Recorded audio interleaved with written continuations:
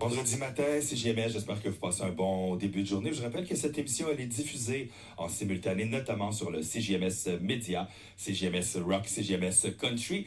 Et comme tous les vendredis, autour de 7h30 du matin, on s'entretient avec Christian Généreux, qui est notre nouveau venu, mais plutôt nouveau que ça. Christian Généreux, d'abord, bon matin. Corrige-moi si je me trompe, ce matin, ta sixième chronique avec nous?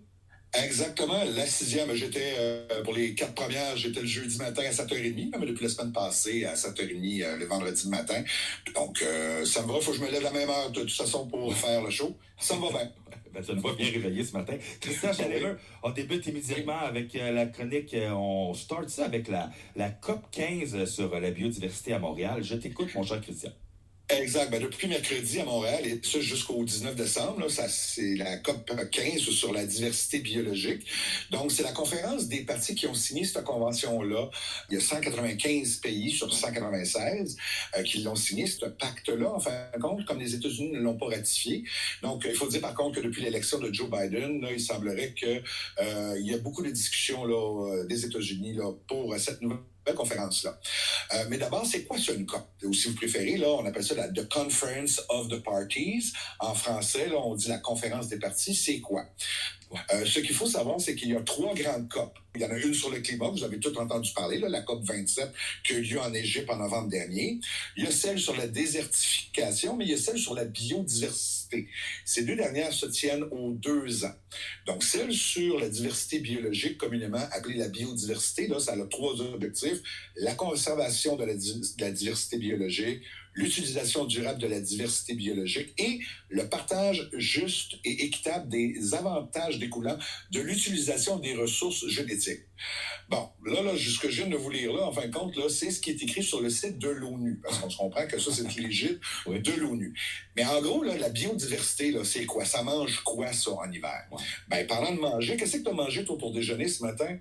Ben, t'es pas obligé de nous le dire, là, mais la biodiversité, là, c'est ce qu'on mange. Donc, la nourriture qu'on produit, c'est l'eau qu'on boit, c'est l'air qu'on respire. C'est aussi nos médicaments qui sont en grande majorité là, produits à base de plantes. C'est les pneus sur nos véhicules, le bois qu'on prend pour construire nos maisons. Même l'espèce humaine fait aussi partie de la biodiversité. Donc, c'est partout autour de nous. Et si on regarde au niveau des espèces menacées, là, présentement, il y a 1 million d'espèces menacées d'extinction sur les 8 millions d'espèces connues. Et côté économique, ben, ce qu'il faut savoir, là, c'est qu'il y a 50% du PIB mondial qui dépend de la nature. Donc, cette conférence-là est justement pour discuter du déclin de la biodiversité et de trouver des solutions pour la freiner, voire même renverser la tendance. Donc là, il va y avoir beaucoup de discours de corridors, des rencontres. Il y a même des manifestations au Palais des Congrès à Montréal là, présentement, parce qu'il faut savoir que le Palais des Congrès à Montréal, c'est présentement un territoire international. Donc, en passant, si vous avez besoin d'aller au centre-ville, là, prenez le métro, hein, ça va vous éviter le trafic, puis le manque de stationnement, puis tout ça, puis ça va faire moins de pollution. Mais pour revenir à la COP, c'est que l'objectif, c'est d'avoir une entente au même niveau que celle de Paris sur le climat, soit un plan de match pour les 10 prochaines années, mais pour la biodiversité. Et surtout cette année, c'est ce qu'ils veulent faire, c'est qu'ils veulent tabler sur des façons de mesurer les résultats des engagements et être beaucoup plus précis, comme par exemple protéger la terre et la mer de 30%, de réduire l'utilisation des pesticides de 50%.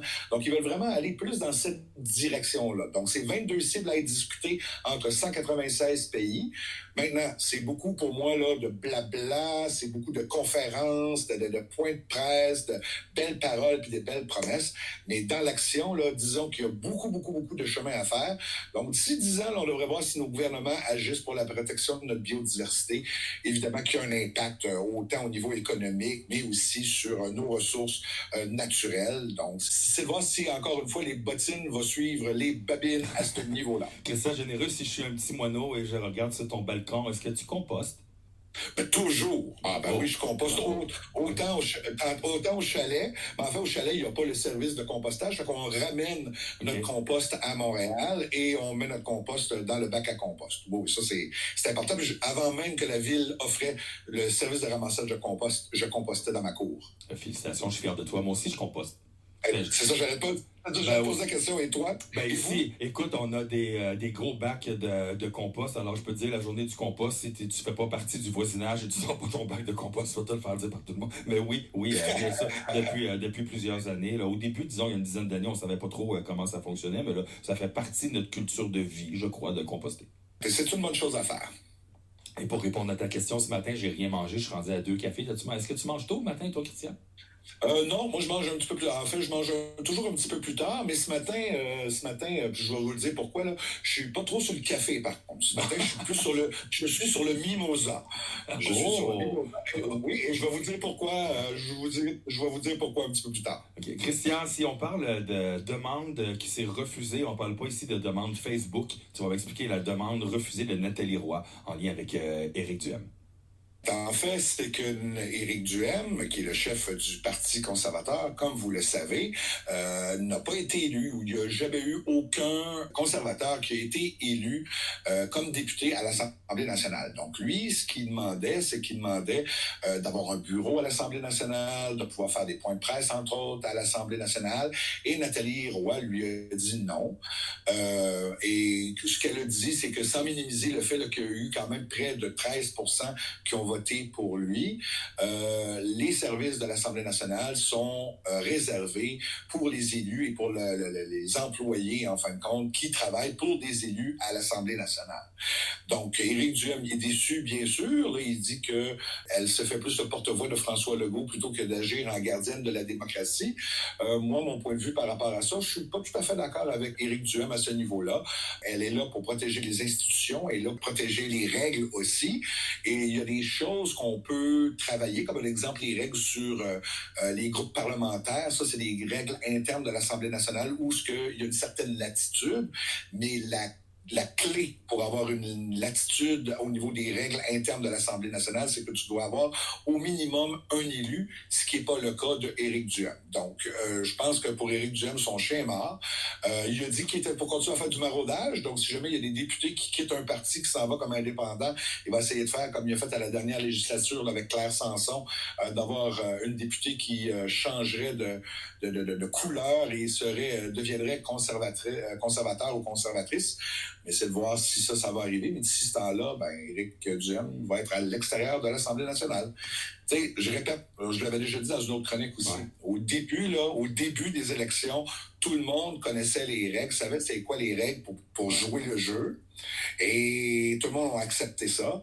Alors, il faut voir qu'Éric Duhem, à un moment donné, il lâche le morceau, là, puis qu'il comprenne que quand tu n'as pas eu d'élu, si tu n'as pas eu d'élu, malheureusement, tu ne peux même pas faire partie des négociations. On ne peut même pas t'écouter à cause de cette réalité. Christian, Jean-Pierre Ferland chantait God is an American. Et là, on va parler du côté des États-Unis. Ça va, disons, un peu moins bien pour notre seigneurie Donald Trump. Exact. Moi, c'est un petit clin d'œil que je vais faire, un petit suivi sur ce qu'on avait déjà parlé dans des chroniques précédentes. Oui. Comme vous le savez, Trump a annoncé qu'il voulait se présenter à la présidentielle de 2024. Puis sa tactique de le faire rapidement comme ça, c'est qu'il voulait essayer d'un petit peu de couper l'herbe sous le pied à d'autres candidats potentiels, etc., etc. Mais ça va pas bien. Regarde, mardi, là, c'était le deuxième tour aux élections de mi-mandat en Georgie. Et c'est les démocrates qui ont gagné. Donc là, une autre claque qui dit que, écoute, le candidat de Donald Trump n'a pas gagné. Donc tout ce qui est Trump, même les républicains, là, commencent à vraiment lui tourner le dos. L'autre affaire aussi, la Trump Organization a été reconnue coupable de fraude fiscale. Donc c'est pas lui nécessairement, mais c'est son organisation. Puis comme on le connaît, il est assez control freak, c'est lui qui est à la tête de cette organisation-là. Et aussi, il y a un juge qui a autorisé la divulgation des rapports financiers et des rapports d'impôts de Trump au Congrès. Donc là, ça veut dire qu'il va y avoir de l'épluchage qui va se faire. Donc disons que juste en une semaine, là, Trump a eu 3 bonnes claques à marboulette. Puis c'est pas fini. Moi, ma prédiction, c'est qu'il ne gagnera pas les primaires ouvertes qui va déterminer c'est qui va affronter Joe Biden aux prochaines présidentielles en 2024. Mais ça, c'est à suivre. C'est un téléroman, là, disons, avec des hauts et des bas aux États-Unis là, pour la présidentielle, là, qui me fait un plaisir de suivre. Christian Généreux, est-ce que de temps en temps, tu vas te mettre les faufounes dans le sabre et tu voyages chez nos voisins, disons, au Mexique ou à Cuba? Est-ce que ça t'arrive de temps en temps? Pas vraiment, non. Non? Je veux dire, Bon, non, moi, l'hiver, je suis plus comme très casanier, mais c'est peut-être quelque chose qui va changer dans les prochaines années. Là. ben écoute, On ça prend de va. l'âge. Ben oui, c'est ça, ça va changer ce matin en partant. Je t'amène avec moi avec la pièce de Ginette Renault, Le sable et la mer. On va prendre un peu de soleil et après, on poursuit notre entretien. On discutera notamment de l'adoption de la loi 4. On s'entretient avec Christian Généreux ce matin. Si vous désirez d'ailleurs suivre davantage Christian Généreux, il est, mon Dieu, j'allais dire sur TikTok. Il est sur Twitter, peut-être TikTok un jour. On s'entretient avec Christian Généreux. Vous écoutez l'émission Bon Matin. Pièce musicale Ginette Renault, Le sable et la mer. Avec un mimosa, ça doit être excellent. Ginette Renault, Le sable et la mer. Et mon Dieu, depuis tantôt, je cherche le nom du chanteur avec, mon Dieu, son nom m'échappe. Tu dois savoir ça, toi, Christian Généreux, qui chante avec Ginette Renault, Le sable et la mer. Bon, je vous reviens avec le nom. Christian Généreux, là, tu bois du mimosa. Et est-ce qu'il y a un lien entre le mimosa et l'adoption de la loi 4 sur le serment au roi ce matin?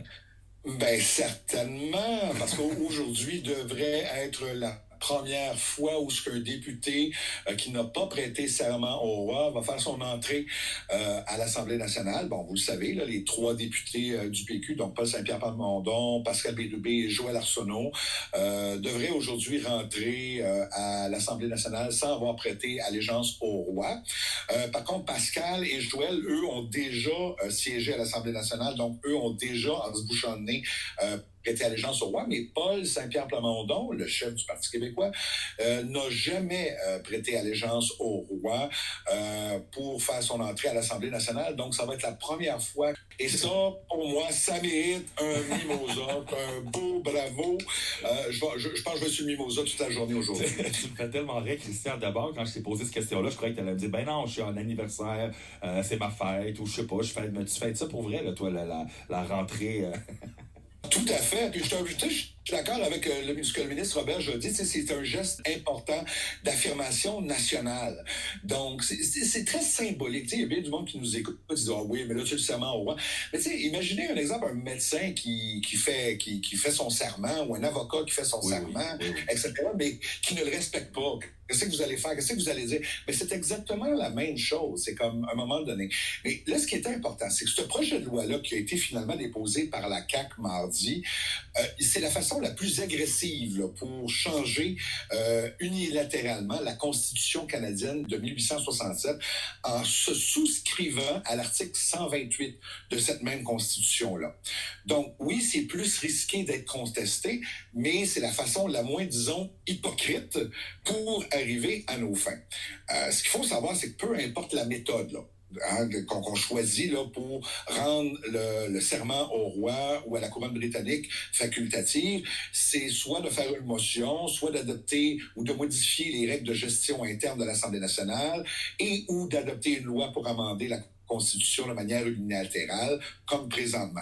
Donc, c'est sûr qu'il va y avoir une contestation, peu importe la façon. Ça va durer des années et des années et des années, mais peu importe la façon, on sait que les députés du PQ devraient rentrer aujourd'hui, là, sans prêter un serment au roi. Si c'est pas aujourd'hui, ça va être en début de session, mais le projet de loi adopté de façon accélérée par tous les partis, tout le monde est d'accord. Donc, c'est une belle unanimité et c'est un bel exemple de partenariat, comment les partis devraient travailler ensemble à l'Assemblée nationale pour faire avancer d'autres sujets d'importance, comme le serment au roi, mais aussi la réforme de mode de scrutin, mais aussi de s'occuper de notre monde. Donc, c'est un bravo. Je suis très, très, très content. Et puis, j'ai hâte. La chronique se termine, là, parce que mon mimosa commence à être... J'ai eu Jim Zellers en entrevue il y a une journée ou deux, puis je lui demandais ce qu'il pensait de notre nouveau roi, Charles III, puis il dit moi je suis un peu en désaccord avec Charles III. Je trouve que la reine d'Angleterre qui aurait dû succéder, ça aurait dû être Elton John, la nouvelle reine d'Angleterre. ça serait drôle. Là, on tomberait vraiment plus dans le folklorique que dans le monarchique, hein, on se comprend. Mais comme je l'ai dit dans une autre chronique, pour moi, Charles, il n'y a pas du tout le panache de sa mère, évidemment, là, en tant que monarque. Moi, je crois vraiment là, que c'est soit qu'il va réussir à moderniser ou mettre la table pour que son fils puisse moderniser la monarchie, ou bien non, simplement d'y mettre un terme de façon graduelle. Et puis ça, on verra ce que l'avenir dira. Mais moi, je pense que c'est le début de la fin là, pour la monarchie britannique. Christian, je te libère pour la journée. On va ouvrir une parenthèse hors propos. On en a déjà discuté lors d'une dernière rencontre ou entrevue avec la série The Crown. Est-ce que tu l'as fini? Est-ce que tu la trouves bonne, cette saison-là? Moi, je t'avoue, de mon bord, on dirait que c'est la moins bonne des saisons. Ton point de vue rapidement en 30 secondes, Christian? Oui, je suis d'accord avec toi. C'est moins, disons, ça bouge moins vite, mais je pense que c'est pour mettre la table pour la dernière saison qui va avoir lieu, là, la saison 6. Donc, je pense qu'ils font par exprès là, pour comme un peu descendre les attentes pour finir en force à la 6e saison. Du moins, c'est mon rêve. On s'entretient avec Christian Généreux, comme à tous les vendredis matins, la chronique Jason politique. Si vous désirez suivre Christian, d'ailleurs, vous pouvez le faire sur Twitter. Et si vous n'avez pas Twitter, ben, c'est bien simple. Vous pouvez écouter l'émission la semaine prochaine avec ses chroniques. Christian, merci pour tes chroniques tous les matins. Pas tous les matins, tous les vendredis matins. Tu nous décortiques bien ce qui s'est passé dans la semaine. Et puis, merci de joindre ta voix à cette émission. Monsieur Christian Généreux, je te souhaite un beau week-end. Est-ce que tu embarques sur le rouleau à pâte ce week-end pour faire des tourtières et des tartes, Christian? Oh, oui, hier, on est allé chercher 10 livres de beurre, on est allé chercher de la farine, on est allé chercher de la poudre à pâte. On commence là, à le faire. On commence à faire ça en fin de semaine. Donc, c'est le temps de mettre la main à la pâte. Merci, Christian Généreux. On se reparle la semaine prochaine. Dans quelques instants, on s'entretient avec Jeannot Bergeron. Je vous envoie la pièce ce matin de Jean Gabin. Je sais. Bonne journée, Christian Généreux. Bon week-end. À vendredi prochain. À toi aussi, tu vas peut-être recevoir une boîte de goodies pour les fêtes. J'aimerais ça. Salut. Salut, là. J'ai dit je sais.